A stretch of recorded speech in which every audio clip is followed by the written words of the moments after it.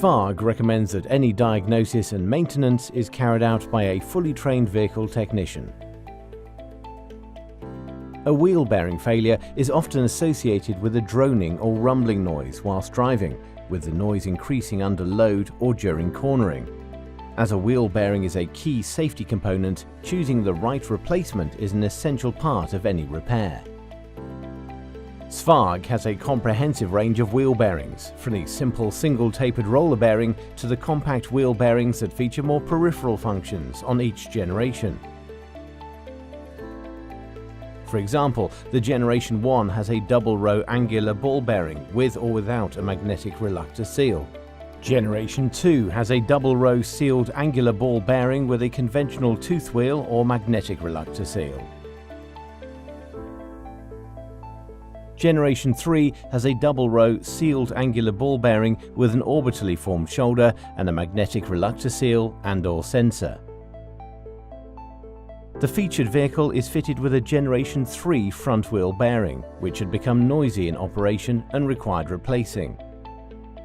Before starting any work, it is essential that the vehicle manufacturer's repair procedures are checked and followed, and any special tools required are obtained before replacing the wheel bearing.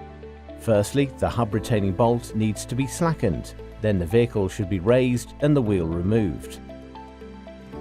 Inspect any surrounding parts for wear and remove the front brake assembly, ensuring the brake caliper is supported in order that there is no excess strain on the brake hose.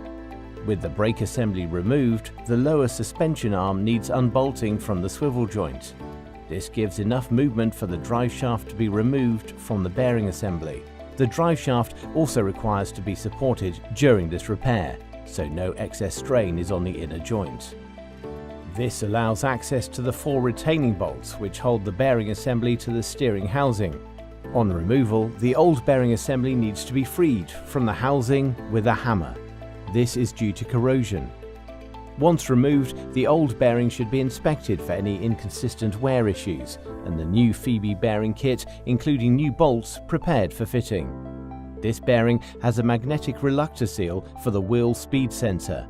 While handling this bearing, avoid contaminating it or damaging the magnetic seal before it is fitted. Before the new bearing is fitted, the housing requires cleaning to make sure the new part fits freely and accurately. Once the new part is fitted into the housing, the new retaining bolts are tightened to the manufacturer's specification.